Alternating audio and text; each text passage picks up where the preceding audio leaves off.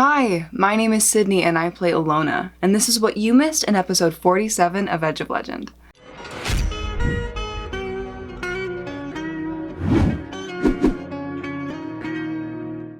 The party regroups except for Ichi, and Rufa discovers there are a few options they can take when it comes to getting a ward against Korokos' prying eyes. The party decides to visit a priestess at a local temple to get amulets for each of them. Not long after making this decision, Ichi rejoins the group, a little shaken by her familial encounter. Noticing something is up, the party suggests they get some local food, and Ichi immediately thinks of her favorite churro stand. At the stand, Ichi notices the special flavor is one based off of the current reigning lucha champion, El Azul Kukui Jr., the one who stole her title belt. Annoyed at her enemy's seeming popularity, Ichi tells the store owner she's back to reclaim her title, her belt, and the sanctity of lucha. Rufa takes this and runs with it, gathering a large crowd to tell them how Ichi will take down the thieving El Kukui Jr. and become their local hero once more. The crowd cheers, for they seem to dislike Kukui Jr., but before the team rushes into a massive lucha battle, the matter of their amulets must be settled. Once filled up on churros, the party heads to the priestess, who eagerly jumps at the opportunity to perform the spell, which she admits would be her first time to do so. She tells the adventurers that they need a necklace, a goat,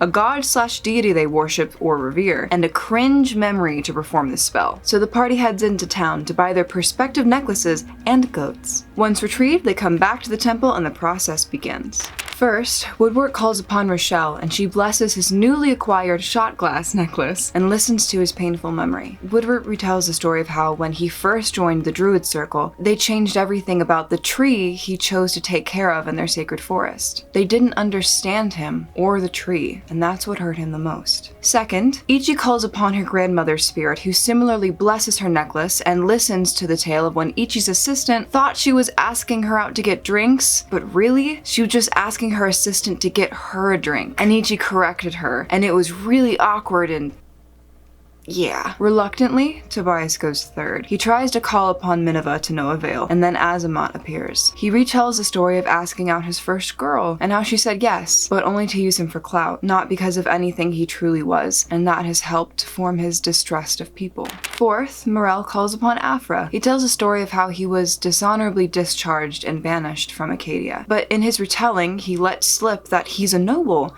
which perks up the ears of everyone but Shionibus, who already knew of his true identity. Fifth, Alona shyly walks up to Afra. She's disappointed because she can't think of any memories that are particularly cringe, but with a little coaxing from her goddess, she confesses when she and Morel were on the Ferris wheel and he talked to her of Acadia, she had to change the subject because she felt as if her heart was going to beat out of her chest. Sixth, Shionibus goes and approaches Anubis. She retells the story of when she discovered Awesome Ra was dead and she left Nubia. This is the first time any of the rest of the party has heard about Awesome Ra, and really, the only time Shionibus has openly talked about her past. Finally, it's Rufa's turn to go. He calls upon his ancestors, but a dragon made of the land appears and presents them to him. He retells the story of how his son tried to make him look like he was kidnapping him in public when he was throwing a temper tantrum. The party is shocked to learn that Rufa has a son! But before this sinks in, the goddess tells Rufa that he will need to come home and do it soon. The Emperor needs him. Then she disappears. With the ritual complete and the emotional support goats cuddled, go figure, the party now has an amulet to ward the eyes of Korokos. What he sees now when he tries to spy on them will only be a replay of their cringiest memory. But now it's time to rumble! Ichi and the gang head to the local temple for a good old-fashioned tournament. Last one standing gets the championship belt from El Azul Kukui Jr. While talking in the green room, Ichi runs into an old friend, 10,000 Trenyo. As they're catching up, he tells Ichi his sister disappeared after being chosen by the dragon god of the temple. But before they can delve much further into this, the announcement relays that the tournament is about to begin. The majority of the party stays behind in the stands while Ichi takes her place in the ring. Already it's a tense battle between multiple luchas,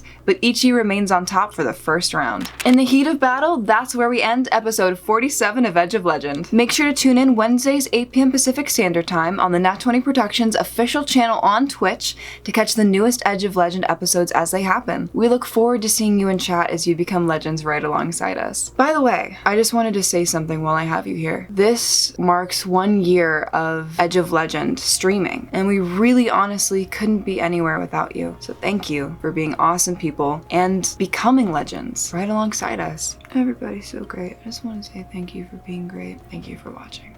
Okay, bye.